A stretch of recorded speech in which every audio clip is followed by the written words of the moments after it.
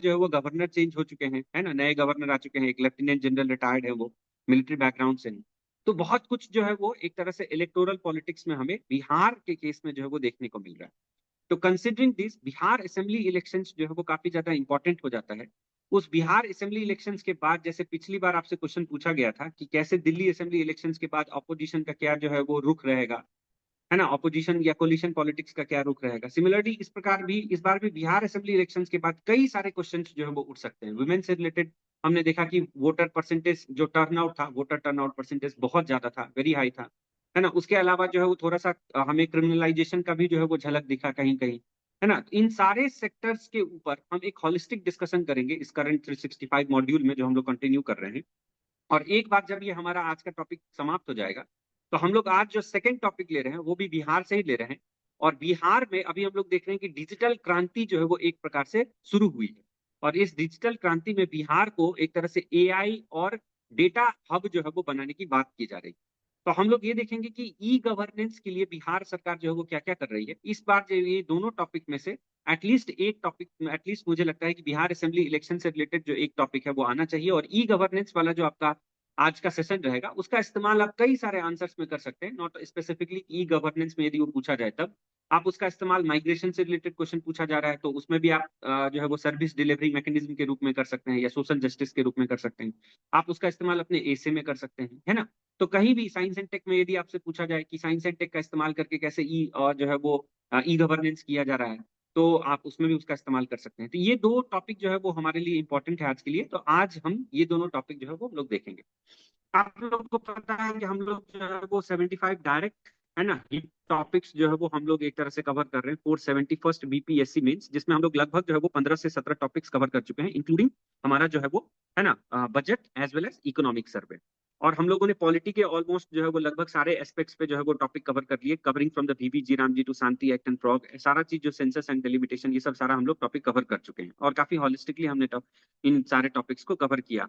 अब हम लोग थोड़ा सा बिहार के बारे में डिस्कस करेंगे and from starting from the next week we will jump to the, है ना, हम लोग कहाँ पे घुस जाएंगे तो हमारा जो इंटरनेशनल रिलेशन वाला टॉपिक होगा उसके ऊपर जो है वो हम लोग फोकस करना स्टार्ट कर देंगे। तो आज स्टार्ट करते हैं। हमारा पहला टॉपिक है बिहार असेंबली इलेक्शंस 2025। ये काफी ज्यादा इंपॉर्टेंट जो है वो असेंबली इलेक्शंस एक तरह से पूरे देश के लिए था, है ना, क्योंकि सबको पता है कि ये कॉमन प्रोवर्ब है कि सत्ता में कौन बैठेगा दिल्ली में, उसका रास्ता जो है वो बिहार और उत्तर प्रदेश से होते हुए गुजरता है। और दूसरा एक और कॉमन प्रोवर्ब है ना, कि बिहार के पॉलिटिक्स में जब जब आपको ये बात समझ में आने लगे कि सब कुछ सही चल रहा है, तब तब आप सरप्राइज हो जाएंगे और बिहार आपको क्या कर देगी, तो सरप्राइज कर देगी। तो जो अभी हमें देखने को मिल रहा है, तो क्या बोलता है, द बिहार असेंबली इलेक्शंस जो है वो 2025 में, that marks a transition from traditional caste mobilisation. अब देखिए, अभी तक जो पॉलिटिक्स एक तरह से हमें देखने को मिल रहा था, स्पेशली 2000 से पहले, बिफोर 2000, वो हम लोग एक्सट्रैक्टिव पॉलिटिक्स एक तरह से जो है वो हम लोग देख रहे थे, जहां पर, है ना, डेमोक्रेटिक सॉरी डेवलपमेंटल फीचर्स के अलावा और भी जितने एस्पेक्ट्स हो सकते हैं, कास्ट, है ना, उसके बाद जो है वो क्रिमिनलाइजेशन, उसके बाद मनी एंड मसल पावर, है ना, वोट रिगिंग, ठीक है, बूथ कैप्चरिंग, इन सारे फैक्टर्स पे जो है वो एक तरह से इलेक्शन जो है वो कंटेस्ट किया जाता था। तो ट्रेडिशनल कास्ट फैक्टर से, मोबिलाइजेशन से हम लोग मूव कर गए किस तरफ, तो वेलफेयर ड्रिवन, है ना। अब आप देख सकते हैं कि जितने भी पॉलिटिकल पार्टीज हैं उनका जो एजेंडा है, that agenda is not focused only on the caste. The caste is still prevalent, वो डोमिनेंट फैक्टर है, one of the dominant factor है। बट पहले की तरह ऐसा नहीं है कि कास्ट ही सिर्फ है। कास्ट के अलावा भी वेलफेयर ड्रिवन मेजर्स के ऊपर जो है वो कंप्लीटली फोकस किया जा रहा है, जैसे सात निश्चय का, है ना, पार्ट 1, पार्ट 2, पार्ट 3 हमने देखा, है ना। रोजगार के बारे में सरकार बात कर रही है, स्वास्थ्य सुविधा के बारे में सरकार बात कर रही है, कई सारे हम लोग एक्सप्रेसवे के बारे में हम लोग चर्चा कर चुके हैं, ठीक है।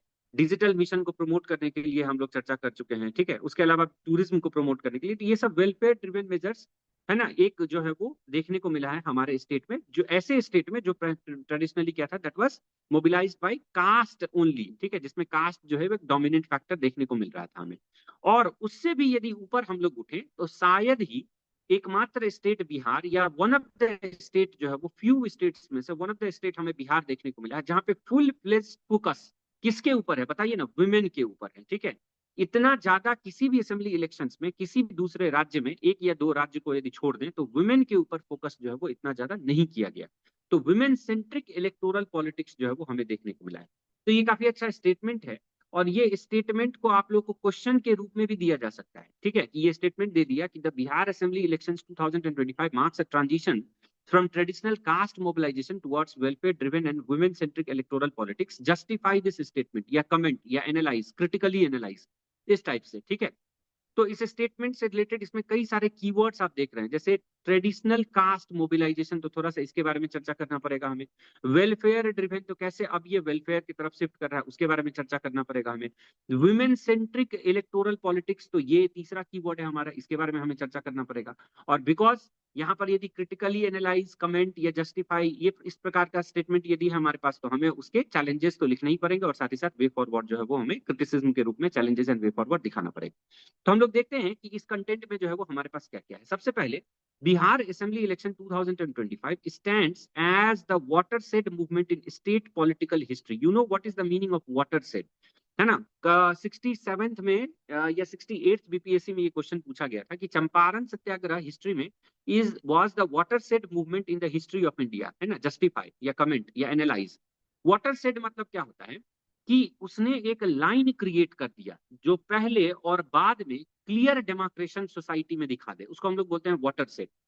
तो सिमिलरली बिहार असेंबली इलेक्शंस जो 2025 था, वो एक वाटरशेड मूवमेंट था स्टेट पॉलिटिकल हिस्ट्री में, कि इस इलेक्शन से पहले जो है वो political connotations and political meaning जो है वो सोसाइटी में डिफरेंट थे, और इस असेंबली इलेक्शन के बाद जो हम सोसाइटी का कल्चर देखते हैं या सोसाइटी का पॉलिटिकल पार्टिसिपेशन देखते हैं, वुमेन का पार्टिसिपेशन देखते हैं, वो एक एस्टोनिशिंगली डिफरेंट लेवल पर जो है वो हमें देखने को मिलता है। तो this was definitely a watershed movement. Please use these keywords, है ना, इसको याद रखेंगे। व्हाट प्ले, है ना, watershed movement in states political history characterised by a landslide victory for the NDA, है ना। बहुत बड़ा विक्ट्री जो है वो हमें देखने को मिला, स्पेसिफिकली 2011 के बाद, है ना। सबसे बड़ी जो है वो विक्ट्री एक तरह से एनडीए के पास हमें देखने को मिला है। And historic shift in voter turnout patterns, और वोटर टर्नआउट पैटर्न्स ने तो सबको चौंका दिया, जहां पर वुमेन्स जो है वो एक वुमेन जो है वो बेसिकली उन्होंने क्या किया, तो है ना, क्या कर दिया, ओवर स्कोर कर दिया, ओवर पावर कर दिया, है ना, मेल वोटर्स को, जो कि 1951 में जब हमारा पहला इलेक्शन हुआ था एक तरह से, उस समय इतना वोटर टर्नआउट हुआ था जो हमें अभी प्रेजेंटली जो है वो देखने को मिला है। और वुमेन के केस में तो ये अब तक का सबसे जो है वो ज्यादा वोटिंग परसेंटेज जो है वो हमें देखने को मिला है। तो ये एक बहुत ही अच्छा जो है वो इंट्रोडक्शन आप लिख सकते हैं इसमें, है ना। ये काफी अच्छा इंट्रोडक्शन जो है वो दिखाएगा यहाँ पर। ये सब आपको यूज करना है, वाटरशेड मूवमेंट, है ना, स्टेट्स पॉलिटिकल हिस्ट्री, है ना, landslide victory for the NDA, historic voter shift and turnout patterns, ये सब जो है वो कुछ कुछ वर्ड्स है जो आपको इस्तेमाल करना है। अब एक बार इलेक्शन का ओवरव्यू भी हम लोग देखते हैं। टोटल सीट्स आपको पता है कि हमारे यहाँ विधानसभा में टोटल 243 सीट्स हैं। अभी डेलिमिटेशन होगा तो वो बढ़ेगा, फिलहाल के लिए तो हमारे पास 243 सीट है। मेजोरिटी मार्क हमारे पास कितना है, तो 122 है, आपको पता ही है, ठीक है। उसके बाद हमारा जो इस बार का इलेक्शन हुआ है वो दो फेजेस में हुआ, फेज 1 एंड फेज 2। फेज 1 में आपको पता है कि बिहार के जितने भी जो है वो, है ना, नेबरिंग आई मीन जो बॉर्डर एरियाज थे, है ना, यदि हम लोग बिहार का मैप यदि ड्रॉ करें, तो बिहार में जितने भी जो है वो गंगा हो गया, बिहार में जितने भी जो है वो बॉर्डर के एरियाज थे, उन सभी एरियाज में जो है वो हमें किसमें दिखा, तो फेज 1 में जो है वो हमें इलेक्शन देखने को मिला। और फेज 2 में हमें जितने भी और रिमेनिंग स्टेट से बीच वाले जितने भी एरियाज थे, सब में जो है वो हमें फेज 2 में इलेक्शन देखने को मिला। तो पहले फेज 1 जो है वो 6 नवंबर 2025, है ना, और फेज 2 जो है वो हमें 11 नवंबर 2025 को देखने को मिला। काउंटिंग जो है वो उसका 14 नवंबर को हुआ था। रिकॉर्ड वोटर टर्नआउट जो है वो हमें देखने को मिला है, लगभग 70%, है ना, 67.9, 67%, सॉरी 70 नहीं, लगभग, है ना, अप्रोक्सीमेटली कितना, 67% जो है वो हमें वोटर टर्नआउट देखने को मिला है। और यहाँ पर ये लिख भी दिया गया है, अभी हम लोग इसके बारे में चर्चा भी कर रहे थे, कि highest since first Bihar elections in 1951, 1951 में जो इलेक्शन हुआ था, है ना, उसके कंपैरिजन में अभी तक का ये क्या है, तो सबसे ज्यादा है। मेल वोटिंग परसेंटेज के बारे में यदि हम लोग बात करें तो लगभग 63%, मतलब 62.62%। और फीमेल, है ना, वो एक तरह से लैंडस्लाइड वोटिंग हुआ है फीमेल्स का, है ना। और उसके लिए कई सारे फैक्टर्स रिस्पॉन्सिबल है, कौन कौन से फैक्टर्स रिस्पॉन्सिबल है वो अभी हम लोग इस पीडीएफ में आगे जो है वो देखेंगे। तो फीमेल में 71.6% जो है वो एक तरह से वोटिंग देखने को मिला है, जो एक एस्टोनिशिंग और मैजिकल फिगर है बिहार जैसे स्टेट में, जहां पर हम ये बोलते हैं कि महिलाएं जो है वो सिर्फ घर का चौकी चूल्हा संभालती हैं, है ना।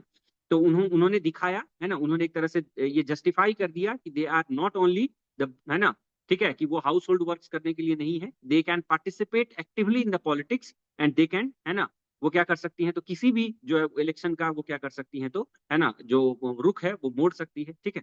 तो इसके बारे में जो है वो हमें ध्यान रखना है कि परसेंटेज जो है वो हमारे क्लियरली आंसर्स में रिफ्लेक्ट होना चाहिए। टोटल वोटर परसेंटेज 66.9, मेल 62.8, यदि नहीं पता है तो अप्रॉक्स में आप लिख सकते हैं, एग्जैक्ट नहीं याद आ रहा है तो 67% टोटल है ना, 63% मेल एंड 71.6 या 71 अप्रॉक्स 71% या 72% जो है वो फीमेल में।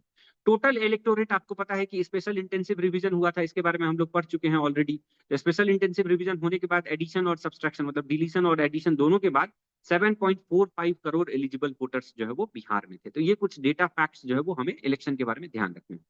अब इलेक्शन शेड्यूल जो हमने देखा था, नोटिफिकेशन फेज, फर्स्ट फेज जो है वो 10 अक्टूबर को आया था, है ना, नोटिफिकेशन जब जारी हुआ था कि nomination for the filing of candidates, and the second phase जो है वो 13 अक्टूबर को जो है वो एक तरह से स्टार्ट हुआ था। ये 2 फेज में कंडक्ट कराया गया, ऑलरेडी कवर्ड ऊपर हम लोग देख चुके हैं। कुछ की फीचर्स देखते हैं। पहला इलेक्शन था ये जिसमें 100% वेब कास्टिंग जो है वो किया गया। 100% वेब कास्टिंग मतलब पहले क्या होता था कि कुछ सिलेक्टेड पोलिंग बूथ्स के ऊपर जो है वो 100% वेब कास्टिंग मतलब सुबह से लेकर शाम तक जो है वो वेब कास्टिंग होता था, नहीं तो बीच बीच में, है ना, हिट एंड ट्रायल मेथड पर ऑब्जर्वर्स जो माइक्रो ऑब्जर्वर्स होते हैं, जैसे अभी आप लोग का सिलेक्शन होगा, चयन होगा, तो आप देखेंगे कि वहां पे एक प्रिजाइडिंग ऑफिसर होता है ना, प्रिजाइडिंग ऑफिसर के नीचे कई सारे पोलिंग ऑफिसर्स होते हैं, first polling officer, second polling officer, third polling officer, ऐसे ऐसे करके कई सारे पोलिंग ऑफिसर्स होते हैं। और इन सबको ऑब्जर्व करने के लिए कि ये सही काम कर रहे हैं कि नहीं, क्या होते हैं, तो माइक्रो ऑब्जर्वर्स होते हैं। तो पहले क्या होता था कि ये माइक्रो ऑब्जर्वर्स जो है वो दिन में कभी कताल आते थे और सिर्फ इंस्पेक्ट करते थे, और उस समय सिर्फ जो है वो क्या होता था, तो वेबकास्टिंग होता था। लेकिन अब 100% वेबकास्टिंग जो है वो इस बार हमें पोलिंग स्टेशन देखने को मिला है across all the polling station. Second क्या है कि large deployment of central arm police forces, है ना, सीएपीएफ का जो है वो हमें बहुत ज्यादा डिप्लॉयमेंट जो है वो हमें देखने को मिला है, क्योंकि इस बार सिर्फ 2 ही फेज में इलेक्शन कंडक्ट हुए हैं। आपको पता है पिछले बार जो है वो शायद 6 या 7 पेजेस में हुआ था, ठीक है। इस बार सिर्फ जो है वो 2 ही पेज में इलेक्शन कंडक्ट हुए हैं, तो हमें सीएपीएफ और भी जो दूसरे सिक्योरिटी फोर्सेस थे उनका जो है वो हमें, है ना, हेल्प चाहिए था एक तरह से। एम आई क्लियर है ना, क्लियर है ना, बीच बीच में मैं पूछते रहूंगा क्योंकि थोड़ा नेटवर्क जो है वो सर अनस्टेबल ये है। वेबकास्टिंग क्या है?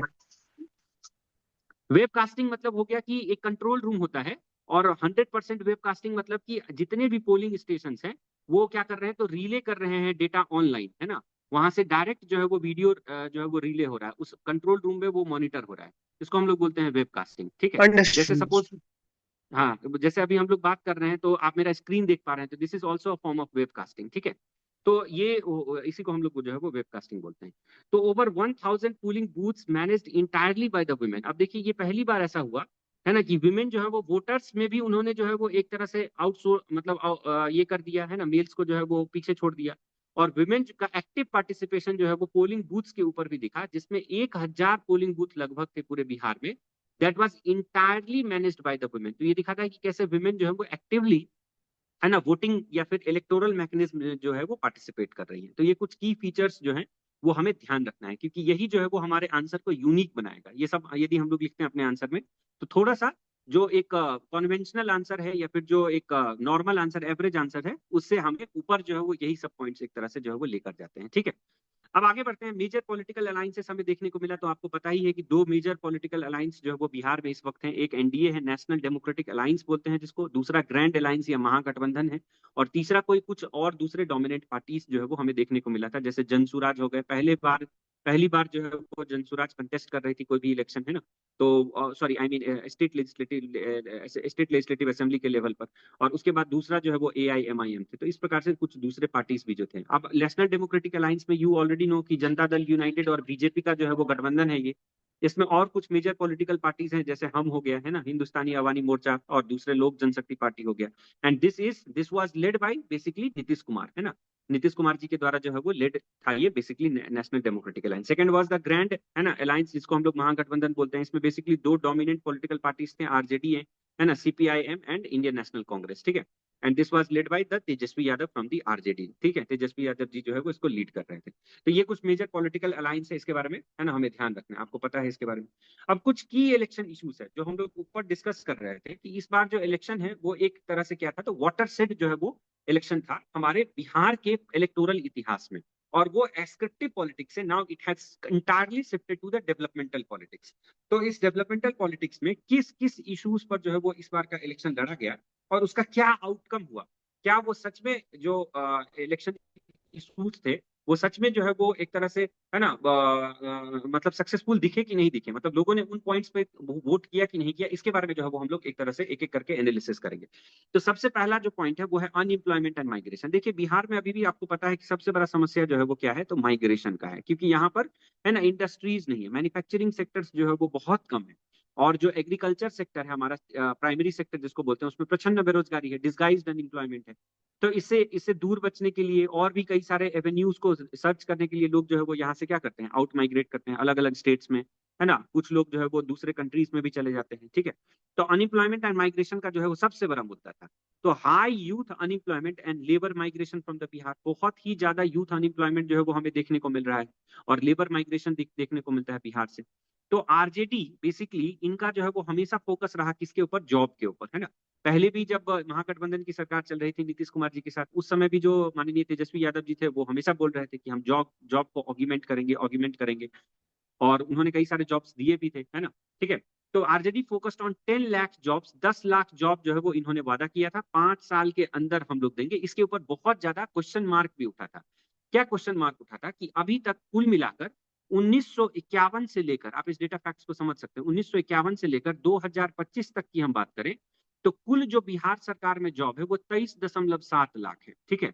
मतलब आप सोचिए कि 1951 से लेकर 2025 तक मात्र 23.7 लाख जॉब्स जो है वो जनरेट कर पाई, या फिर इतने लोग जो है वो कार्यरत हैं। और जो बेसिकली आरजेडी है ना, उन्होंने कहा कि हम सिर्फ 5 साल में 10 लाख जॉब दे देंगे। तो एक तरह से ये जो मुद्दा था उनका जॉब्स के प्रति, तो ठीक है संवेदनशील था, लेकिन इतना ज्यादा डेटा उन्होंने बोल दिया, इतना ज्यादा हम जॉब देंगे, है ना, कि वो बेसिकली एक तरह से ऐसा लगने लगा कि ये प्रॉमिस ही जो है वो एक तरह से इसका नींव हिला हुआ है, फेक है। तो 1 जॉब पर फैमिली, है ना, उन्होंने ये तक कह दिया कि हर एक परिवार के एक व्यक्ति को जो है वो हम एक जॉब देंगे। और दूसरा फ्रंट पर ये यहाँ फेल हो गए कि लगभग 4.6 करोड़ जो है वो फैमिलीज हैं। तो यदि 4.6 करोड़ फैमिलीज में एक एक जॉब भी यदि दिया जाए तो 4.5 करोड़ जॉब हो जाता है, जो कि 10 लाख से तो और कई गुना ज्यादा हो गया। तो एक तरह से मैथमेटिक्स जो है वो उनका बिगड़ गया, है ना। तो ये बिगड़ने की वजह से हमें देखने को मिला कि लोगों ने कई सारे जो है वो एनालिस्ट ने, पॉलिटिकल रिसर्चर्स ने एक तरह से इसको क्या बोला कि ये जुमला बोल दिया, है ना, कि ये फेल कर गए, ये फेलियर है, कुछ नहीं, ठीक है, ये सिर्फ जो है वो इलेक्शन जीतने के लिए जो है वो एक तरह से प्रॉमिस किया गया है। जबकि एनडीए ने क्या फोकस किया, है ना, एनडीए ने फोकस किया स्किल डेवलपमेंट के ऊपर, जैसा कि आप देख रहे हैं ना, 7 निश्चय पार्ट 3 में, है ना, एंटरप्रेन्योरशिप के ऊपर, वेलफेयर स्कीम्स के ऊपर जो है वो उन्होंने फोकस किया। तो एक जो है वो पहला मुद्दा क्या था, अनएम्प्लॉयमेंट एंड माइग्रेशन के ऊपर जो है वो हमें फोकस देखने को मिलता है। दूसरा मुद्दा क्या था, जो सबसे बड़ा मुद्दा था, that is women and welfare, क्योंकि वुमेन वोटर्स जो है वो हमेशा एनडीए की कोर वोटर्स रही हैं। स्पेसिफिकली नीतीश कुमार जी का जो है वो हमेशा से, आप जानते हैं कि हमेशा से फोकस जो है वो किसके ऊपर रहा, वुमेन वोटर्स को लेकर, है ना। चाहे वो एक तरह से शराबबंदी का कानून हो, है ना, या फिर जो है वो जीविका हो स्कीम हो, सारा जो है वो वुमेन सेंट्रिक एक तरह से हमें देखने को मिला। तो वेलफेयर स्कीम्स जो है वो लाया गया, जैसे वुमेन्स के लिए कई सारे वेलफेयर स्कीम्स, पिंक बसेस चलाना हो, है ना, पिंक टॉयलेट्स का कॉन्सेप्ट हो, पिंक बूथ हो, ठीक है, अभया ब्रिगेड हो, है ना, ये सब सारा जो है वो वुमेन सेंट्रिक एक तरह से हमें इनिशिएटिव्स देखने को मिला। फार्मर्स के लिए जो है वो इनिशिएटिव्स देखने को मिलता है, पुअर हाउस होल्ड्स के लिए कई सारे इनिशिएटिव्स जो है वो देखने को मिला। तो वेलफेयर स्कीम्स के ऊपर इन्होंने फोकस किया, है ना। And women emerged as decisive voting bloc, जो कि हमेशा से एक तरह से जो है वो हमें एनडीए के लिए देखने को मिलता है, specifically the government which is led by Shri Nitish Kumar ji, है ना। तो डिसिसिव ब्लॉक वोटिंग जो है वो, क्योंकि 71.6% यदि वोटिंग हुआ है, तो इसका मतलब है कि विमेन जो है वो कहीं ना कहीं उनको सरकार के ऊपर क्या है तो विश्वास है ना, या फिर जो भी रूलिंग पार्टी है उसके ऊपर विश्वास है कि ये हमारे लिए अच्छा कर रहे हैं, और आगे भी जो है वो हमें इनसे फायदा मिल सकता है, ठीक है। जो हमारे पास होना चाहिए था, हुनर होना चाहिए था, जो हमारे पास अपॉर्चुनिटी होना चाहिए था, वो आज तक जो हमें नहीं मिला था वो हमें ये सरकार दे रही है।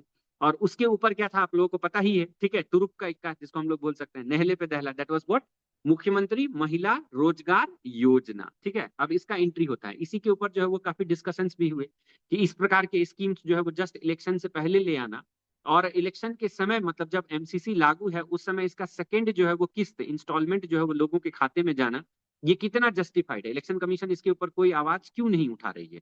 तो मुख्यमंत्री महिला रोजगार योजना के तहत आपको पता है कि 10-10 हजार रुपए जो है वो लगभग 1.5 करोड़, है ना, 1.5 करोड़ जो है वो जीविका दीदी के खाते में डायरेक्ट बेनिफिट ट्रांसफर के रूप में जो है वो, है ना, सबमिट किया गया, ठीक है। तो ये भी एक जो है वो इंपॉर्टेंट फैक्टर एक तरह से जो है वो वोटिंग परसेंटेज को बढ़ाने के लिए और विनिएबिलिटी फैक्टर को जो है वो इंक्रीज करने के लिए ये भी जो है वो देखा जा रहा है। तो दूसरा मुद्दा आपका हो गया वुमेन एंड वेलफेयर का। तीसरा मुद्दा हमारे पास क्या है, that is governance and development. तो इश्यूज ऑफ इंफ्रास्ट्रक्चर के बारे में अब चर्चा कर रहा है ना बिहार, जैसे इंफ्रास्ट्रक्चर से रिलेटेड हम लोग कई सारे चीज जो है वो चर्चा कर रहे हैं, जैसे एक्सप्रेस वे हम लोग in coordination with union government हम लोग चर्चा कर रहे हैं, है ना। टूरिज्म को प्रमोट करने के लिए हम लोग इंफ्रास्ट्रक्चर के बारे में बात कर रहे हैं, ठीक है। उसके अलावा हम लोग इंडस्ट्रियलाइजेशन के ऊपर फोकस कर रहे हैं, है ना, जैसे मुख्यमंत्री उद्यमी योजना, लघु लघु उद्यमी योजना, बियाडा के initiatives, plug and play scheme, है ना, लैंड बैंक, है ना, लैंड बैंक स्कीम, ठीक है। इस प्रकार से कई सारे स्कीम्स जो है वो इंडस्ट्रियलाइजेशन को प्रमोट करने के लिए हमें देखने को मिल रहा है। पॉवर्टी रिडक्शन के ऊपर जो है वो फोकस हो रहा है सोशल सिक्योरिटी स्कीम्स के तहत। जैसे आपको पता है कि जो वृद्धा पेंशन मिलता था उसमें जो है वो बढ़ा दिया गया उसकी, है ना, पर मंथ शायद 400 रुपए पहले मिलता था, अभी 1100 रुपए उसको शायद कर दिया गया है, ठीक है। और भी कई सारे स्कीम्स जो है वो पॉवर्टी रिडक्शन से रिलेटेड चल रहे हैं। तो ये इशू जो है वो इनके ऊपर एक तरह से हमें फोकस देखने को मिला है, और ये वाइडली डिबेटेड टॉपिक्स हैं, है ना। अब हमारी जो जनता है उसको भी पता है कि now casteism is not more not mayor, अभी जो है वो ज्यादा डोमिनेंट फैक्टर जो है वो, है ना, no more a dominant factor in the electoral politics of Bihar. हमें इंफ्रास्ट्रक्चर, इंडस्ट्रियलाइजेशन, पॉवर्टी रिडक्शन, इन सब के ऊपर फोकस करना ही करना पड़ेगा। Even the political parties got to know this. तो सुशासन, जिसको हम लोग गुड गवर्नेंस के नाम से भी जानते हैं, versus allegation of corruption and developmental deficit. अब जो रूलिंग पार्टी थी पहले, है ना, basically led by the NDA, है ना, that was focusing on the good governance, कि हमारी शासन जो है वो काफी अच्छा है, हमने क्राइम रेट को कम कर दिया, वुमेन्स के अगेंस्ट एट्रोसिटीज हो रहे थे उसको हमने कम किया, इंफ्रास्ट्रक्चर डेवलपमेंट किया हमने, इंडस्ट्रियलाइजेशन को प्रमोट किया, बिहार बिजनेस कनेक्ट जैसा हम स्कीम लेकर आए, एमओयू साइन किया हमने। तो ये सब सारा गुड गवर्नेंस के ऊपर चर्चा किया। However the opposition was playing on the allegations of corruption. इतना कुछ होने के बावजूद भी जो फायदा है, जो ग्रास रूट लेवल तक पहुंचना चाहिए, लोगों तक जो पहुंचना चाहिए, वो नहीं पहुंच पा रहा है। कई प्रकार के इन्वेस्टिगेटिव जर्नलिज्म भी हुए, आपने देखा है ना इलेक्शन के समय में, कि जहां पर मुख्यमंत्री आवास योजना के तहत लोगों को घर देना था, वो घर जो है वो कभी मिला ही नहीं, पेपर पे उसका पैसा सैंक्शन हो गया, है ना, पैसा डिसबर्स भी हो गया, और कहाँ गया उसके बारे में कुछ पता नहीं चल रहा है, ठीक है। तो जो है वो अपोजिशन ने एक तरह से allegation of corruption and developmental deficit के बारे में जो है वो चर्चा किया। तो third basic factor was governance and development. आप समझ रहे हैं कैसे हम लोग दोनों ब्लॉक को जो है वो देख रहे हैं सारे पॉइंट्स में, ठीक है। अनएम्प्लॉयमेंट एंड माइग्रेशन में हमने देखा कि what the RJD and what NDA focused. उसके बाद वुमेन एंड वेलफेयर में हमने देखा, है ना, कि दोनों तरफ से जो है वो कैसे किया गया, है ना। उसके बाद गवर्नेंस एंड डेवलपमेंट में हमने देखा। अब now the fourth point, that is voter roll revision controversy. अब क्योंकि स्पेशल इंटेंसिव रिवीजन जो है वो पहली बार, है ना, 2003 के बाद जो है वो देश में लाया गया, और सबसे पहली बार इसका जो है वो एक तरह से ट्रायल रन जो है वो बिहार में ही किया गया, और ये काफी कंट्रोवर्शियल रहा। सुप्रीम कोर्ट तक जो है ये मुद्दा पहुंच गया था। तो लोगों का ये कहना था, specifically those who were in the opposition block, उनका ये कहना था कि ये वोटर रोल रिवीजन जो है वो एक तरह से सरकार उन वोटर्स को अपने पक्ष में कर रही है जिन वोटर्स का नाम नहीं है इसमें, और जिन वोटर्स का नाम ऑलरेडी है but they are willing to vote for the opposition party, उनका जो है वो नाम जानबूझकर विलिंगली क्या किया जा रहा है बताइए ना, ये बताकर कि आपके पास जो है वो सब्सटेंटिव डॉक्यूमेंट्स नहीं है, जिस डॉक्यूमेंट्स के लॉस की वजह से आपको क्या किया जा रहा है, तो डिलीट कर दिया जा रहा है उनका नाम। तो voter roll revision was one of the major, है ना, थ्योरीज जो हमारे बिहार इलेक्शन के समय में देखने को मिला। तो वही यहाँ पर पॉइंट जो है वो आप देख सकते हैं कि special intensive revision that was led by election commission of India. इसके बारे में भी हम लोगों ने काफी डिटेल में चर्चा किया है। तो इससे लगभग पर्पस इसका क्या था, आप लोगों को पता है कि इलेक्टोरल रोल का प्यूरिफिकेशन और 1 पर्सन 1 वोट का जो कॉन्सेप्ट है उसको एक तरह से अपहोल्ड करना। लेकिन इसके वजह से हुआ क्या, बिहार में लगभग 65 लाख इलेक्टर्स जो है वो उनका नाम डिलीट किया गया, और ये बोला गया कि वोटर्स की आवाज को क्या किया जा रहा है, तो सप्रेस किया जा रहा है। That was basically alleged by the opposition. And now comes the most important factor, जिसको बिहार से हम लोग कभी अलग नहीं कर सकते, है ना, casteism and social justice. Bihar politics remains heavily influenced by the caste coalition, ठीक है। इतना कुछ डेवलपमेंटल फैक्टर्स होते हुए भी कास्टिज्म जो है वो one of the major dominant factor बन के उभरा। जरूर कैसे उभरा, तो आपने देखा कि चाहे वो जनसुराज जैसी पॉलिटिकल पार्टी हो, जिसने हमेशा ये मुद्दा लेकर आई वो कि हम जो है वो इन सब एस्क्रिप्टिव टॉपिक्स के ऊपर पॉलिटिक्स नहीं करेंगे, लेकिन फिर भी जब कैंडिडेट्स उतारने की बात आई तो उनमें भी हमें कास्टिज्म की जो पॉलिसी है वो काफी ज्यादा डोमिनेट दिखी, ठीक है। तो कोलिशन पॉलिटिक्स में हमने देखा कि कैसे लोगों ने या फिर पॉलिटिकल पार्टीज ने ओबीसी, ईबीसी, दलित, अपर कास्ट, इन सब का कार्ड जो है वो एक तरह से यूज किया, है ना, अपने अपने कैंडिडेट्स को जो है वो प्रेजेंट करने के लिए। तो मेजर कैंपेन इश्यूज, हाँ, जो है वो कौन कौन से रहे, रिजर्वेशन के ऊपर, एक्सपेंशन एंड कास्ट सर्वे के ऊपर, ठीक है। कि बहुत सारे जगह हमें ये भी देखने को मिला कि कास्ट सर्वे जो है वो उसका इस्तेमाल करना चाहिए उसके डेटा का कि नहीं करना चाहिए, उससे क्या फायदा है, नुकसान है ना। जो दलित एरिया है उसमें कास्ट सर्वे का इस्तेमाल किया जा सकता है। जो अपर कास्ट के सेक्शंस वाले एरिया है वहां पर हमने देखा कि लोगों ने ये कहा, कैंडिडेट्स ने ये कहा कि नहीं ये गलत है एक तरह से, है ना, जो रिसोर्सेस है उस पर सबका इक्वल हक है। तो इस प्रकार से जो है वो कई सारे कास्ट एंड सोशल जस्टिस के ऊपर आइदर वो कैंडिडेट्स उतारने की बात हो या नहीं तो reservation and expansion of cast सर्वे की बात हो, दोनों मुद्दे पर जो है वो है ना, पॉलिटिकल मुद्दा जो है वो काफी ज्यादा बना रहा हमारे इलेक्शंस में। And last but not least was the law and order. हमें कुछ जो है वो क्रिमिनल इंसर्जेंसी भी देखने को मिला, जैसे कास्ट वायलेंस कुछ कुछ जगह पर देखने को मिला। कहाँ कहाँ मिला ये भी हम लोग अभी देखेंगे, नीचे कुछ एग्जांपल्स भी जो है वो आप लोगों के लिए इकट्ठा किया गया है। क्राइम रिसर्जेंस जो है वो इशू देखने को मिला, एक बहुत एस्टोनिशिंग फैक्टर इस बार देखने को मिला। अभी तक जितने भी इलेक्शंस हुए थे प्रीवियसली बिहार में, उसमें हर एक बार क्या होता है कि इलिसिट मनी जो है वो सीज किया जाता है। वो कोई बड़ा बात नहीं है, कॉमन बात है। मतलब 15-20 करोड़ रुपए इलिसिट मनी सीज हो ही जाता है, कैश, हार्ड कैश, है ना, जिसका इस्तेमाल कहीं ना कहीं जो है वो मनी एंड मसल पावर के रूप में इलेक्शन में हो रहा होता है। लेकिन इस बार पहली बार ऐसा हुआ कि मनी के साथ भारी मात्रा में ड्रग्स जो है वो सीज हुए। अभी तक ऐसा नहीं हुआ था किसी भी बिहार के इलेक्शंस में कि कभी भी ड्रग्स जो है वो सीज किया जाए। इस बार बहुत ज्यादा, मतलब लगभग 6 से 7 करोड़ रुपए का सिर्फ ड्रग्स जो है वो सीज किया गया है। तो आप समझ सकते हैं कि एक तरह से क्रिमिनलाइजेशन इन पॉलिटिक्स जो हम धीरे धीरे कम करने की बात कर रहे हैं, वो दूसरे फैक्टर्स के थ्रू जो है वो क्रीप कर रहा है हमारी सोसाइटी में, है ना। अभी इससे पिछले बार तक कभी भी इस प्रकार का ड्रग्स, है ना, जो है वो हमें देखने को नहीं मिला था। ये हिंदुस्तान जो है वो आपका रिपोर्ट है उसका, है ना, हिंदुस्तान का ये एक इन्वेस्टिगेटिव जर्नलिज्म की तरफ उन्होंने किया था। तो ये बेसिकली उसका एनसीआरबी को जो है वो एनसीआरबी से निकाला हुआ ये डेटा है कि 6 to 7 करोड़ रुपीस का जो है वो एक तरह से ड्रग्स जो है वो सीज हुआ था। ये मैंने इलेक्शन के टाइम ही पढ़ा था, हो सकता है कि बाद में आते आते जो है ये और बढ़ गया हो, लेकिन अप्रोक्सीमेटली इतना तो फिक्स है कि इतना था ही था, ठीक है। तो एनडीए प्रॉमिस्ड पुलिसिंग, है ना, बूस्ट। एनडीए ने क्या बोला कि हम पुलिसिंग को और इंप्रूव करेंगे, लॉ एंड ऑर्डर को इंप्रूव करने के लिए, जबकि आरजेडी ने फोकस किया यूथ सेफ्टी के ऊपर, स्पेसिफिकली जो है वो फीमेल्स के ऊपर। और अभी जो कुछ केसेस हुए हैं पटना में हुए या फिर और भी कई सारे जगह पे हुए, नीट से रिलेटेड इशू एंड ऑल, तो उसमें आप देख रहे हैं कि कैसे जो है वो ऑपोजिशन फिर से जो है वो एनडीए को घेर रही है कि आपका लॉ एंड ऑर्डर फिर से एक तरह से क्या हो गया, तो फेलियर हो गया।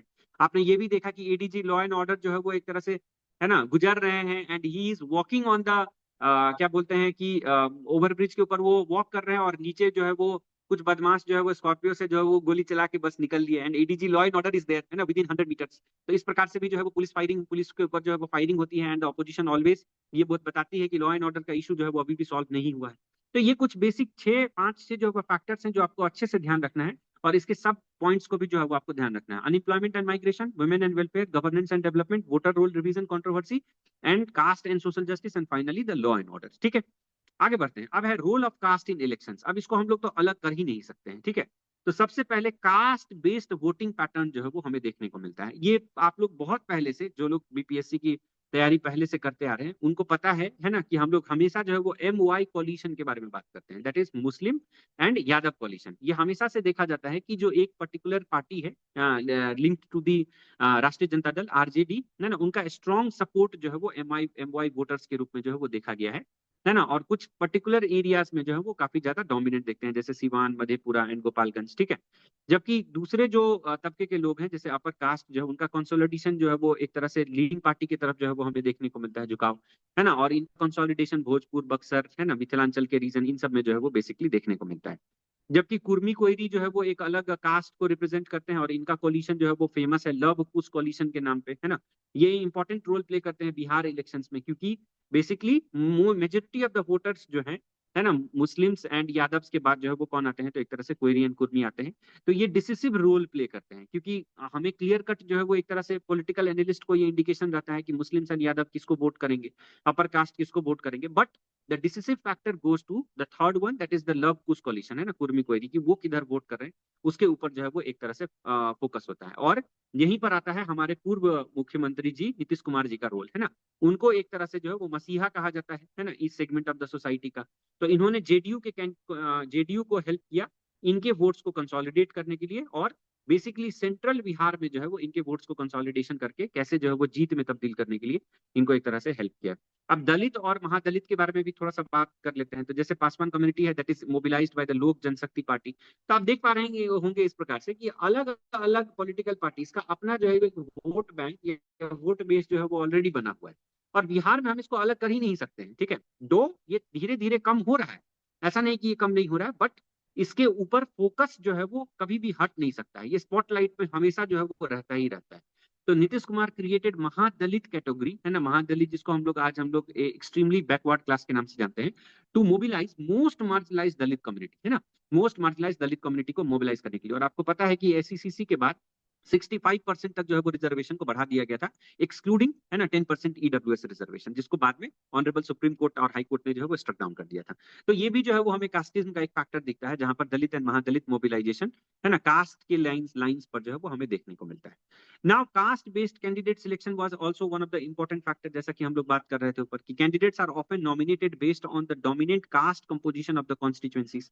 कैसे कैसे हुआ, तो इस प्रकार से आप देख सकते हैं, जैसे अलायंसेस एनडीए है, तो उन्होंने ईबीसी, जैसे हम लोग अभी ऊपर बात कर रहे थे, extremely backward class targeted by Shri Nitish Kumar ji party, women को उन्होंने फोकस किया, अपर कास्ट को बीजेपी ने फोकस किया, और इनके लिए वेलफेयर स्कीम्स कई सारे जो है वो है ना इन दोनों ने मिलकर जो है वो एक तरह से लेकर आए। जबकि महागठबंधन जो है वो अभी भी अपने जो कोर सपोर्टर हैं, एक तरह से जो माना जाता है ना, जो माना जाता है बेसिकली हम लोग ये कह सकते हैं एमवाई जो मुस्लिम एंड यादव सपोर्टर्स हैं, उनके ऊपर जो है वो उन्होंने आउटरीच दिखाया। ठीक है, तो ये कास्ट कॉलिशन जो है वो इस बार भी क्लियरली जो है वो एक तरह से हमें अटेम्प्टेड कास्ट कॉलिशन जो है वो इस बार के इलेक्शंस में भी जो हमें दिखता है, और हम इस बात से डिनाई नहीं कर सकते हैं। तो यदि आपसे क्वेश्चन पूछा जाए कि क्या caste still is a dominant factor in the society या फिर इलेक्टोरल पॉलिटिक्स, तो इसके दोनों एस्पेक्ट्स आपको लिखना है कि यस इट इज और डोमिनेंट फैक्टर है ना, और कैसे डोमिनेंट फैक्टर नहीं है। डोमिनेंट फैक्टर कैसे है, तो आप देख सकते हैं because every political party has its own है ना अपने क्या है, तो उसके कास्ट बेस वोटर्स हैं, ठीक है, जिसके ऊपर वो रिलाई करती है, और उनके रिलेटेड कैंडिडेट्स ही वो हमेशा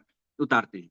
उसके अलावा welfare policies of the women voters है ना are reducing rigid caste voting patterns. अब ये हमें देखने को मिला कि जैसे 71.6% यदि वोटर टर्नआउट हुआ है फीमेल्स में, तो इसका मतलब vote women voters irrespective of their caste, irrespective of their religion, irrespective of their area, वो क्या कर रहे हैं, तो वो सिर्फ और सिर्फ जो है वो है ना रूलिंग पार्टी को वोट करना, रूलिंग पार्टी को सपोर्ट कर रही है, ऐसे पार्टीज को सपोर्ट कर रही है जो उनको क्या कर रहा है, तो मदद कर रहा है ना, चाहे वो एंटरप्रेन्योरशिप में हो, चाहे वो जो है वो एक तरह से वेलफेयर स्कीम्स में हो। ठीक है, इन सब में जो है वो वुमेन वोटर्स का पार्टिसिपेशन एक्टिव दिखता है। ठीक है, दो caste remains influential, caste influential factor होते हुए भी वुमेन का जो है वो एक अलग है ना काफी ज्यादा डोमिनेंट रोल जो है वो हमें देखने को मिलता है। तो this was basically the caste and women angle, इसके बारे में जो है वो आप क्लैरिटी के साथ लिख सकते हैं, मुझे लगता है। Now the next angle comes that is criminalisation issue. इसमें डेटा याद रखना बहुत जरूरी है। ठीक है, तो आप लोग डेटा पे फोकस करेंगे और कुछ एग्जांपल्स पे फोकस करेंगे। तो 32% कैंडिडेट्स, बेसिकली फेज 2 का यहाँ पे डेटा उठाया गया है कि 32% कैंडिडेट जो फेज 2 में पार्टिसिपेट किए हैड क्रिमिनल केसेस। ठीक है, और इसमें से 26% कैंडिडेट्स तो ऐसे थे जिनमें सीरियस जो है वो चार्जेस थे, जैसे कि मर्डर है ना, क्राइम, इस प्रकार से। ठीक है, रेप, मर्डर है ना, ये सब ऐसे चार्जेस जो है वो हमें देखने को मिलता है। क्रिमिनल कैंडिडेट्स 43% जो है वो कैंडिडेट्स ऐसे थे जो क्रिमिनल थे, है ना। तो 243 जो हमारी विधानसभा सीट्स हैं उसमें से 104 विधानसभा सीट्स पे तो डायरेक्ट क्रिमिनल कैंडिडेट्स को जो है वो एक तरह से टिकट दिया गया था।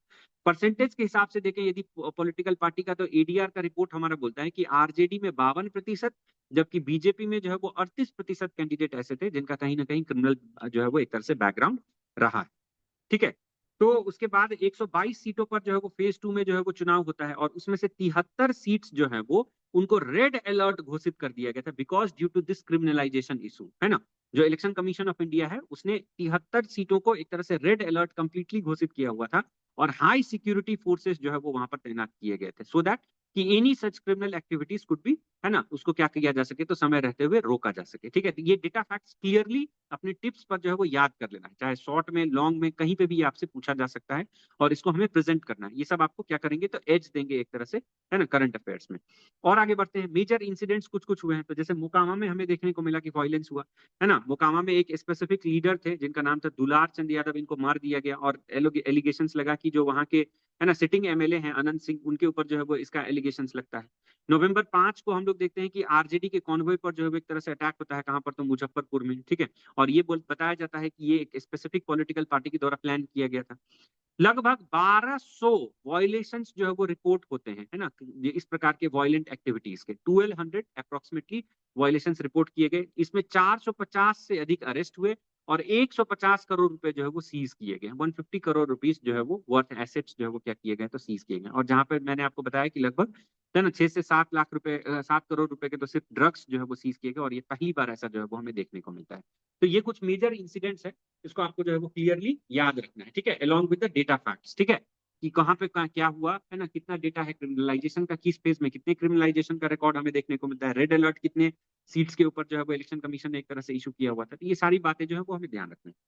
तो ये सारा हो गया इलेक्टोरल मैकेनिज्म के बारे में हम लोगों ने चर्चा किया कि किस किस चीजों पर जो है वो चुनाव लड़ा गया, कास्टिज्म कितना डोमिनेंट था, क्रिमिनलाइजेशन कितना डोमिनेंट था। अब हम लोग चर्चा करते हैं कि इसके कुछ इंपॉर्टेंट पॉलिटिकल आउटकम्स क्या सब निकले। तो गवर्नमेंट फॉर्मेशन सबसे पहले किसका हुआ, तो आपको पता ही है कि एनडीए को जो है देखने को मिला, और श्री नीतीश कुमार जी जो है वो है ना हमारे फिर से एक बार जो है वो क्या बन गए, तो मुख्यमंत्री बन गए। और अपोजिशन जो है वो उसका अलायंस एक तरह से और वीक हो गया, है ना, because due to the internal fragmentation, है ना। इंटरनल फ्रेगमेंटेशन हमें देखने को मिलता है। इंटरनल फ्रेगमेंटेशन का मेन रीजन आपको पता है कि बहुत सारे जो अपोजिशन के पॉलिटिकल वो थे, लीडर्स थे, है ना, they were fighting themselves for the, है ना, शेयरिंग ऑफ द सीट्स। ठीक है, जहां पर ऑपोजिशन ने डिक्लेयर किया था कि एक कोई पॉलिटिकल पार्टी लड़ेगी, वहां पर ऑपोजिशन के ही तीन चार जो है वो, हाँ ना, कैंडिडेट्स जो है वो जिनको टिकट नहीं मिला अपनी पार्टी से, वो लोग भी खड़े होकर जो है वो लड़ लिए सीट। ठीक है, तो ये जो है वो हमें गवर्नमेंट फॉर्मेशन हमें ध्यान रखना है कि किसके किसने किया। तो NDA secure the maximum landslide victory and Shri Nitish Kumar ji form the, है ना, तो उन्होंने क्या किया, तो एक तरह से सरकार जो है वो फॉर्म की। पॉलिसी जो है वो एक तरह से विन देखने को मिलता है। इमीडिएट ईबीसी स्कॉलरशिप जो है वो उसको अनाउंस कर दिया गया कि हाइक हमें देखने को मिलेगा ईबीसी। और आपको पता है कि इसका श्रेय जो है वो सीधे सीधे एक तरह से जो है वो जनसुराज ने लिया कि ये मेरे इन्वेस्टिगेटिव जर्नलिज्म या फिर मेरे प्रेशर की वजह से जो है वो, है ना, ये प्रेजेंट गवर्नमेंट ने किया है। उसके अलावा जो मैं आपको बता रहा था कि एक तरह से महिलाओं के लिए या फिर जो वृद्धा पेंशन था वो 400 से बढ़ाकर 1100 रुपया कर दिया गया, उसका भी जो है वो श्रेय जो है वो देखने को मिलता है कि ये हमारे प्रेशर में। But whatever may be the factor, but the immediate reason was that, immediate win क्या हुआ कि हमें कई सारे जो है वो सोशल सिक्योरिटी स्कीम्स में हाइक देखने को मिला, है ना। RJD forced women quota bill, है ना, पासेज। ठीक है, आरजेडी ने एक तरह से वुमेन कोटा बिल जो है वो पास कराया, ये भी जो है वो एक तरह से पॉलिसी विन देखने को मिलता है। अब इसका नेशनल लेवल पर क्या इंपैक्ट हो सकता है, बिकॉज वी ऑलरेडी नो कि Bihar and Uttar Pradesh both are very dominant point, है ना, फॉर, है ना, किसके लिए, तो नेशनल लेवल पॉलिटिक्स के लिए। तो नेशनल लेवल इसका क्या होगा कि बीजेपी का जो एक तरह से हिंदी हार्टलैंड स्ट्रेटेजी है, वो एक तरह से फिर से सक्सेसफुल जो है वो हमें देखने को मिला यहाँ पर, जहां पर वो क्लियरली टारगेट कर पाए, है ना, हिंदी स्पीकिंग रीजन में लोगों को on the basis of either developmental factors और एस्क्रिप्टिव फैक्टर्स। ठीक है, उसके बाद इसने इंडिया ब्लॉक को एक तरह से जो है वो थोड़ा वीक कर दिया, है ना, ahead of 2029 Lok Sabha elections, and they have to rethink and they have to redemocratize their, है ना, अपने बेसिकली अलायंस को और अपने पॉलिटिकल पार्टी को रीडेमोक्रेटाइज या फिर रिफॉर्म करने की जो है वो जरूरत है। इसके बारे में फिर से जो है क्वेश्चन मार्क उठा दिया उन लोगों के लिए। तो ये एक तरह से नेशनल रिपल जो है वो हमें दो चीज देखने को मिलता है। Now we will talk about the most important aspect of this, है ना, पार्ट, या फिर इस टॉपिक का, दैट इज सिग्निफिकेंस। ये हमारे लिए सबसे इंपॉर्टेंट पॉलिटिकल सिग्निफिकेंस क्या है, यही क्वेश्चन जो है वो आपसे पूछा जाएगा कि आपके बिहार इलेक्शन 2025 से रिलेटेड आप क्या इससे बेसिक जो है वो आउटकम निकाल सकते हैं, या इसका क्या सिग्निफिकेंस आपको देखने को मिलता है। तो पॉलिटिकल सिग्निफिकेंस क्या हुआ कि this strengthened NDA dominance in the Bihar politics. ठीक है, तो एक बार फिर से एनडीए का जो है वो डोमिनेंस अगले 5 साल के लिए हमें जो है वो काफी ज्यादा देखने को मिलता है, जहां पर वो majority of the landslide seats या विक्ट्री जो है वो 202 के आसपास है ना, एनडीए जो है वो क्लियरली जीत ली। यहाँ पे दिखा भी हुआ है कि 202 आउट ऑफ 243 जो है वो एनडीए ने जीत लिया। दिस वैलिडेट्स एक तरह से double engine government where JDU and BJP both are in collaboration along with some other parties like HAM, है ना, and Lok Janshakti Party. Effective alliance management जो है वो ये भी देखने को मिलता है, जहां पर, है ना, दूसरे तरफ हम लोग देखते हैं कि कई सारे ऐसे पॉलिटिकल पार्टीज हैं जिसमें इंटरनल डेमोक्रेसी जो है वो थोड़ा वीक है, या उनको स्ट्रेंथन करने की जरूरत है। पॉलिटिकल एक्सपर्ट्स का ऐसा मानना है कि उसमें कई सारा रिफॉर्म्स लाने की जरूरत है। वहीं पर एक तरह से जो है वो सीट शेयरिंग का फॉर्मूला यदि हम लोग देखें एनडीए में, तो वो एक तरह से स्टेबल हमें दिखने को मिला, और उसका आउटकम भी जो है वो उनके फेवर में गया। तो ये पॉलिटिकल सिग्निफिकेंस जो है वो हमें देखने को मिलता है। सोशल सिग्निफिकेंस क्या है, demonstrated growing importance of women voters and welfare politics, जो हम लोग ऊपर चर्चा कर लिए कि वुमेन्स वेयर, आप वुमेन्स को इस इलेक्शन से तो दूर रख ही नहीं सकते थे, आइदर फ्रॉम दी वॉलंटियर्स और एज अ वोटर, है ना, किसी भी फॉर्म में वुमेन जो है वो इस पूरे इलेक्शन में सबसे ज्यादा डोमिनेंट फैक्टर के रूप में, यदि if you have to choose one, है ना, यदि आपको एक कंपोनेंट चूज करना हो तो वो क्या होंगे, तो वुमेन वोटर्स। ठीक है, from the women voters to women जो है वो, है ना, वॉलंटियर, सब जगह पे हमें इनका इंपॉर्टेंस जो है वो सबसे ज्यादा देखने को मिला। एंड द वेलफेयर पॉलिटिक्स, और इसके बारे में भी हम लोगों ने चर्चा किया कि कैसे now it was a water said election, because, है ना, धीरे धीरे करके हम लोग ये देख रहे हैं कि एस्क्रिप्टिव एजेंडा से हम लोग developmental agenda and welfare politics के ऊपर जो है वो हम लोग क्या कर रहे हैं, तो मूव कर रहे हैं। इलेक्टोरल ट्रेंड्स जो है वो हमें देखने को मिलता है। पहले क्या था जिसके बारे में हम लोगों ने चर्चा किया कि प्योर कास्ट मोबिलाइजेशन जो है वो एक तरह से हमें देखने को मिलता था। नाउ द शिफ्ट हैज, है ना, शिफ्ट इज बीइंग विजिबल कि हम लोग अब वेलफेयर बेस्ड इलेक्टोरल स्ट्रेटेजी के ऊपर जो है वो हम लोग डिस्कशन करते हैं। तो ये इलेक्टोरल ट्रेंड हमें देखने को मिलता है। नेक्स्ट इज नेशनल इम्प्लीकेशन, तो rupture from 1990 social justice era, ऐसे एक तरह से जो है वो 1990 से लेकर 2000 का एरा जो है वो ये माना जाता था कि दलित, उपहासित, है ना, गरीब, ऐसे लोग जिनका कभी किसी सरकार ने जो है वो भला नहीं चाहा ना भला किया, है ना, एक तरह से उनको जो है वो बेनिफिट पहुंचाने के लिए सरकार जो आई और सरकार ने जो है वो मसीहा के रूप में काम किया।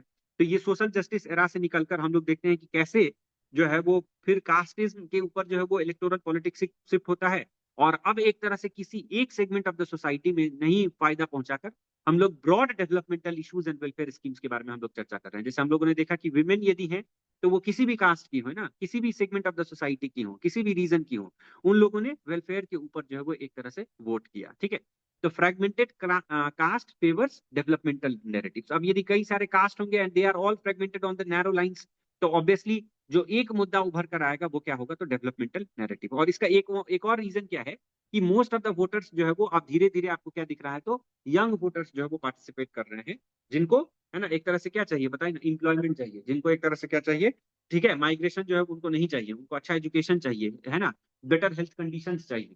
तो इस वजह से जो है वो बेटर डेवलपमेंटल नैरेटिव्स जो है वो हमें देखने को मिलता है ना। सिग्नल्ड वाइडर एनडीए डोमिनेंस, ठीक है, एक तरह से फिर से ये एनडीए के डोमिनेंस को जो है वो क्या करता है, तो है ना, फिर से जो है वो मुहर लगाता है इसके ऊपर। Now the next is social economic shift. Welfare scheme swayed the voters, ठीक है, वेलफेयर स्कीम्स ही जो है वो सबसे ज्यादा वोटर्स को स्वेड किए। जैसे हम लोगों ने देखा कि लास्ट के समय तक आते आते कैसे, है ना, चीफ मिनिस्टर्स, मुख्यमंत्री महिला रोजगार योजना जो वो एक तरह से लोगों को मोटिवेट कर दिया, है ना। Caste equations evolved, 90% seats broke the patterns. अब ये बात समझने वाला है, ठीक है, ये एनालिसिस है ना, ये एक तरह से जो है वो आप लिख सकते हैं, ठीक है, एनालिसिस में, कि 90% सीट्स जिसपे पहले कभी ना कभी कास्ट का एंगल डोमिनेंट था, अब वहां पर कास्ट का एंगल डोमिनेंट नहीं होते हुए लोगों ने किसके ऊपर वोटिंग किया, तो एक तरह से है ना डेवलपमेंटल एस्पेक्ट्स के ऊपर जो है वो उन्होंने वोटिंग किया। प्रायोरिटाइजिंग स्टेबिलिटी, है ना, उन्होंने किसको प्रायोरिटाइज किया, तो एक तरह से स्टेबिलिटी एंड डेवलपमेंटल, है ना, फैक्टर्स को जो है वो प्रमोट किया। Women's rural search via empowerment programme, कई सारे वुमेन्स के लिए जो इंपावरमेंट प्रोग्राम चलाए गए, उसकी वजह से वुमेन्स का जो है वो पार्टिसिपेशन स्पेशली रूरल एरिया में हमें काफी देखने को मिला, and that led to the inclusive growth. तो this was basically a holistic assessment of the whole Bihar elections 2025, जिसमें हम लोगों ने कई सारे एस्पेक्ट्स के ऊपर चर्चा किया, कंसिडरिंग कि ये इलेक्शंस किन मुद्दे पे लड़े गए, इनमें कौन कौन पॉलिटिकल पार्टीज थे, कितने जो है वो शिफ्ट में ये इलेक्शंस हुए, है ना, कास्टिज्म कितना ज्यादा डोमिनेंट था, क्रिमिनलाइजेशन ऑफ पॉलिटिक्स कितना हद तक डोमिनेंट था। प्लीज उसका डेटा जो है वो आप लोग अच्छे से याद रखेंगे। फिर उसके बाद हमने देखा कि इसका सिग्निफिकेंस क्या था, एक एनालिसिस देखा हमने, है ना।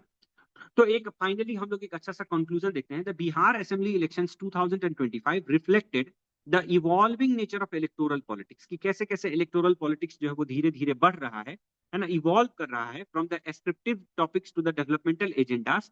ये हम धीरे धीरे देख रहे हैं कि how it is evolving in the state where welfare schemes, women's participation and governance narrative, है ना, these are the three key words: welfare schemes, है ना, women participation, and the third one is governance narrative, are gradually complementing traditional caste based mobilisation, है ना, ये कैसे complement कर रहा है। और आगे आने वाले समय में आप देखेंगे कि धीरे धीरे जो कास्ट बेस्ड मोबिलाइजेशन है इसका प्रतिशत जो है वो घटते जाएगा, और डेवलपमेंटल नैरेटिव्स के ऊपर जो है वो हम लोग बढ़ते जाएंगे, क्योंकि 2055 तक ये अनुमान है, 50 से 55 तक, कि हमारा जो डेमोग्राफिक डिविडेंड होगा बिहार का वो पीक पे होगा, है ना। और उस समय तक आते आते जो कास्ट बेस्ड एक तरह से जो पॉलिटिक्स है वो हमें बहुत कम देखने को मिल सकता है, क्योंकि हमें जो है वो डेवलपमेंटल एजेंडा के ऊपर इंटायरली एंड प्योरली जो है वो फोकस करना है। तो this was your first topic, जिसमें हम लोगों ने बिहार के इलेक्शंस के बारे में जो है एक हॉलिस्टिकली डिस्कशन किया, है ना, एक स्टेटमेंट के रूप में डिस्कशन किया कि ये स्टेटमेंट को कैसे हम लोग यूज कर सकते हैं, या इस प्रकार के स्टेटमेंट से आपको किस प्रकार का प्रश्न जो है वो पूछा जा सकता है। तो I hope this is clear, है ना, my voice is clear. Now we will move towards our second topic, that is basically the e-governance. And when we say e-governance, we will talk about the e-governance mechanism in Bihar, है ना, clear है ना, कोई issue है, मतलब my voice is clear, screen is clear, please confirm anyone, now then we will move, please confirm। Yes, all sir. Clear. ये हाँ ठीक, Yes, sir. Yes, sir. ठीक है, ठीक है। तो ई गवर्नेंस के ऊपर जो अब हम लोग चर्चा करते हैं, देखिए यहाँ पर एक ई गवर्नेंस जो है वो एक बहुत बड़ा मुद्दा है।